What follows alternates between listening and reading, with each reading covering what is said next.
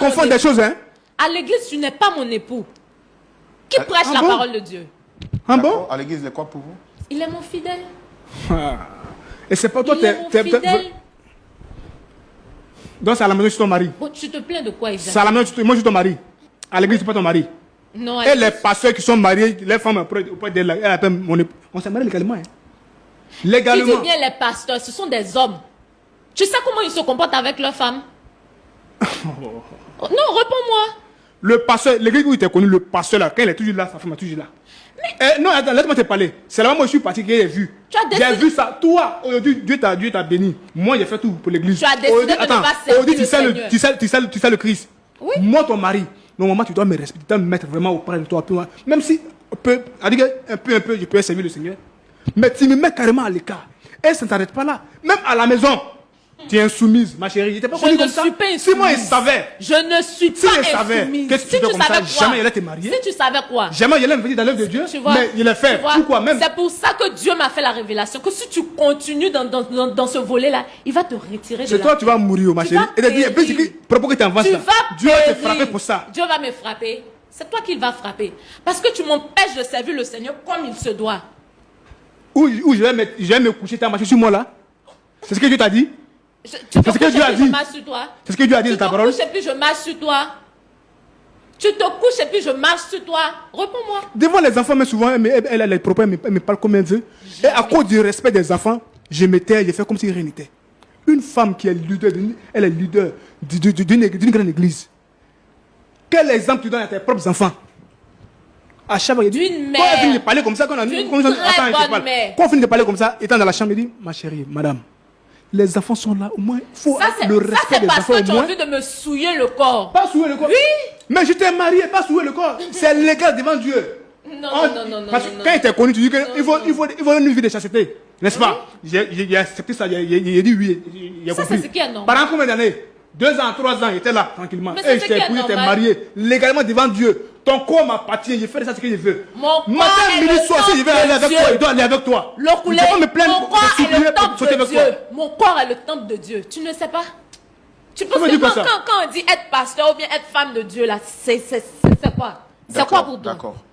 Une dernière question que j'ai pour vous. Votre mari nous a dit sur ce plateau que vous aviez pris de l'argent sur son compte à son insu pour investir, soit disant dans l'œuvre de Dieu après une révélation que le Seigneur vous a donnée, oui ou non? Exactement.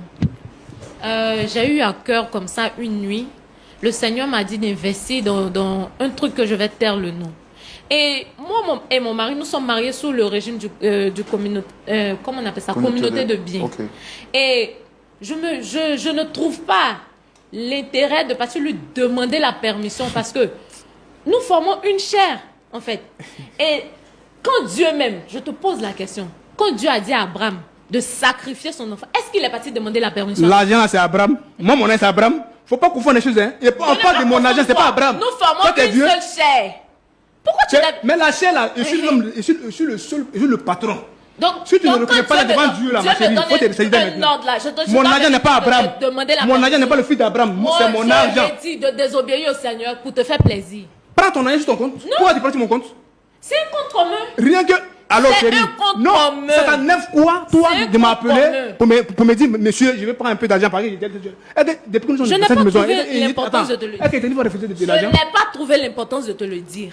Non, vraiment. Vous voyez un peu ça, monsieur? C'est la misère que je vis. Pourquoi tu veux me faire passer au jeu de la pour la méchante de cette histoire? Il faut vraiment donner réellement à Dieu. Parce que, avant de se marier, je pense qu'il faut parler à Dieu. Est-ce que c'est vraiment ma femme? Pour ne pas se marier et puis après avoir ce genre de problèmes, c'est surprise comme ça là. Quel genre de surprise? La fille qui voit les dimanches qui pleurait l'âme. Jésus, elle pleurait. Elle priait, elle criait, chantait. Elle dit, mais où est passée cette femme là aujourd'hui? Je suis toujours là. C'est parce que tu refuses de m'écouter, de me comprendre qu'on est arrivé à là. Hein? Alors, pour l'amour de Dieu, est-ce que tu peux te ressaisir un peu? Nous ne sommes pas là, mais tu te ressaisir un peu? Je suis ressaisie. D'accord. Je suis très bien même. Donc, d'après ce que vous comprenez de la parole de Dieu, vous êtes son autorité spirituelle. Oui. Vous êtes sa couverture spirituelle. Oui, exactement. Et lui, il vous doit soumission. Exactement. Parce qu'il est votre fidèle. Oui. Mais où est passée la femme qui l'a marié? Je suis toujours là, tu ne me vois pas. Mais non, et c'est pas comment, c'est qu'il te dit quoi. Il a posé une question tranquille. Il dit à l'église là, tu sais le Seigneur, tu es ma mère spirituelle ou quoi? C'est pas toi D'accord, ça qui c'est le poses- côté c'est pas spirituel. toi qui poses Non, attends, des je questions parle. ici. C'est le côté spirituel. On te parle d'une vie amoureuse, des relationnels, du foyer. Ton mari là, quel est son rôle dans ta vie, toi? Le seul souci est que tu veux m'assujettir. C'est ça le problème. C'est ça. Et puis, tellement que le diable te fatigue, hein, tu trouves que tout ce que je fais est mauvais. Tout ce qui vient de moi est mauvais. Respecter ton homme, c'est mauvais. Lokoulé, je te respecte. Hein. Je te respecte. D'accord, ok. Toi aussi, D'accord. tu me dois du respect. D'accord. En tout cas, merci beaucoup. On a pris le soin de vous écouter. Notre objectif, ce n'était pas de vous exposer, c'est de voir comment est-ce qu'on peut vous aider. Votre mari est venu ici parce que il dit qu'il en a un peu marre. Donc, on a écouté aussi votre version, votre manière de voir les choses. Moi, mon rôle, c'est de poser des questions. Mais il y a celui qui nous oriente, qui nous aide. Le pasteur Jean-Yves Tchoumou. Pasteur Tchoumou, Oui, Roland. vous avez suivi cette histoire avec beaucoup d'attention. Voici Madame Lokoulé, qui est donc servante de Dieu, qui est donc leader établi sur une œuvre. Elle dit que son mari l'étouffe spirituellement, que ce dernier refuse de la laisser faire l'œuvre de Dieu et que il doit lui être soumis, d'après ce qu'elle dit, d'avoir compris de la parole de Dieu. Son mari également, lui, il dit qu'il ne se sent plus honoré, il ne se sent plus respecté.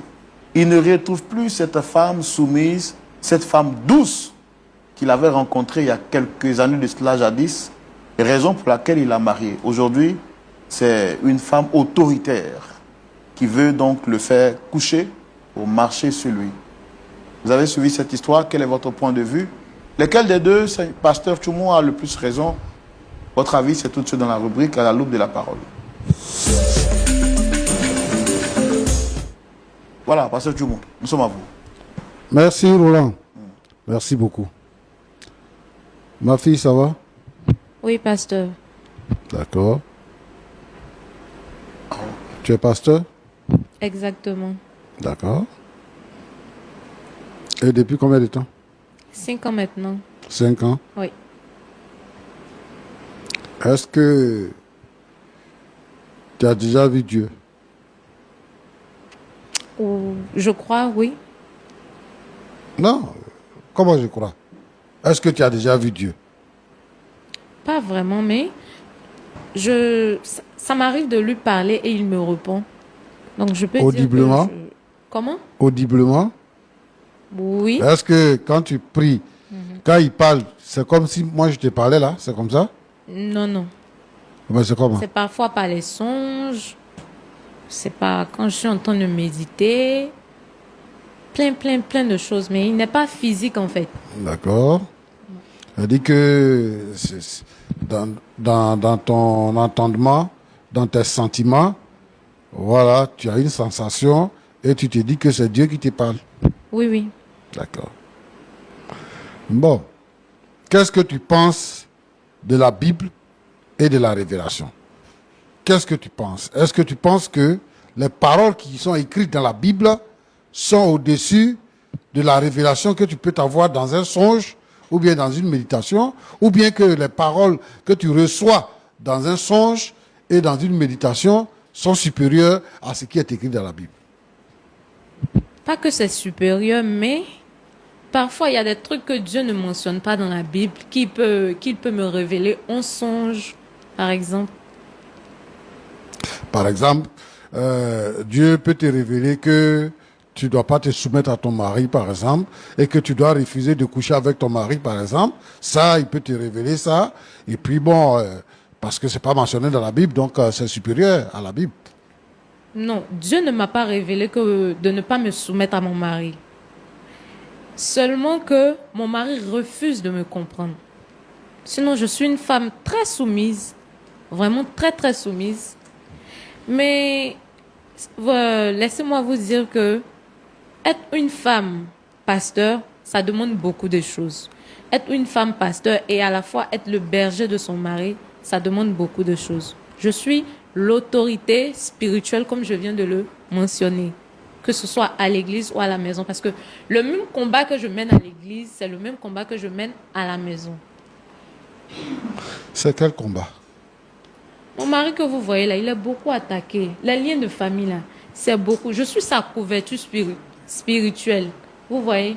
Donc, je peux même dire que depuis que nous sommes mariés, ces affaires ont prospéré. Tu vois les sorciers la nuit? En tout cas, il est beaucoup attaqué, pasteur. Tu vois les sorciers la nuit? Je peux le dire ainsi, oui. Tu vois les démons aussi la nuit? Oui, oui. Les Surtout démons, ils ceux sont de comment? mon mari, oui. Ils sont comment? Est-ce que tu peux me définir l'aspect physique d'un démon? Je ne peux pas réellement vous décrire. Tu n'arrives pas à distinguer ce que tu vois la nuit? On peut dire ça. Tu es sorcier, non? Non, je ne suis pas sorcière. Mais tu vois les sorciers. Oui. Je ne suis pas sorcière, pasteur. Si. Je suis moi-même pasteur et je parle avec le Seigneur. Tu sais? Et moi, je ne suis pas dans votre maison.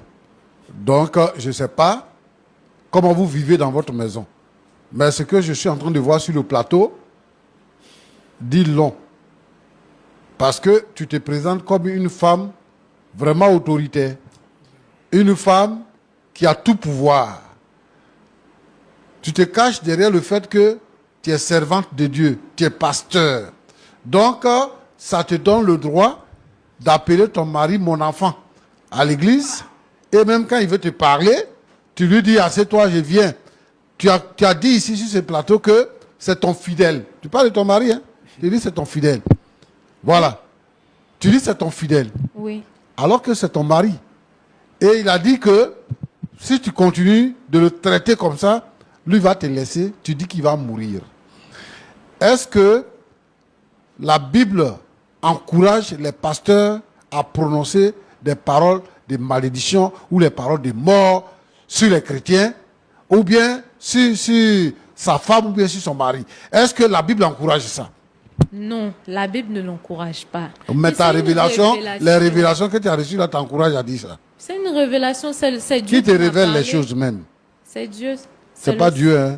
Dieu que moi je connais, je sers là. C'est pas lui, hein. C'est pas lui. C'est pas lui. L'amour de Dieu. L'amour de Dieu. Jésus est mort pour nous. Jésus est mort à la croix pour que nous ayons la vie. Donc, Jésus ne peut pas, Dieu ne peut pas tuer un homme parce que sa femme est pasteur et que sa femme prend de l'autorité sur lui, donc Dieu va le tuer. Si tu l'aimes plus là, faut le laisser. Au lieu de chercher à le tuer là, si tu l'aimes plus, faut le laisser. Et puis moi je suis pasteur. Si toi tu es pasteur, je suis devenu pasteur avant toi. Et donc le message du pasteur là, c'est un message bibliocentrique et christocentrique. Nous, on n'est pas des gens qui sont portés sur le fait des rêves ou bien de l'imagination. Parce qu'on veut que cela soit. Donc on dit ça. Des pasteurs aujourd'hui qui maudissent les gens, qui prononcent des paroles de mort sur la vie des gens. L'homme avec qui tu dors dans la maison, qui t'a fait 2 enfants, c'est lui, tu dis, il va mourir. S'il meurt, tu vas prendre un autre garçon, c'est ça? Non, C'est c'est pas ça? ce que j'ai Non, dit. tu vas Mais c'est quoi tu as dit? Tu dis que Dieu va le retirer de la terre parce Oui. qu'il ne se soumet pas à toi. Parce qu'il refuse que je fasse l'œuvre de Dieu. Moi, je n'ai jamais Et refusé. lui-même, il a construit le temple dans lequel tu es. C'est lui-même qui a construit. En fait, j'ai l'impression qu'il n'avait pas conscience de comment les choses, de la tournure des choses en fait. Vraiment. Ma petite, est-ce que tu sais que ce que tu fais là, c'est dangereux pour toi-même? Est-ce que tu sais que c'est dangereux pour toi-même? Tu es orgueilleuse, 1. Tu n'es pas soumise, 2. Tu es très arrogante. Et tu mens en plus. Parce que tu te dis pasteur. Vraiment, si tu es pasteur, c'est que tu n'es pas pasteur de Jésus-Christ. C'est ça. Tu es pasteur ailleurs. Tu n'es pas pasteur de Jésus-Christ. Une femme qui va se présenter, qui va prendre l'autorité, ce n'est pas une femme. C'est que, où tu es pasteur là, ton Dieu à qui tu parles là, tu es reine là-bas.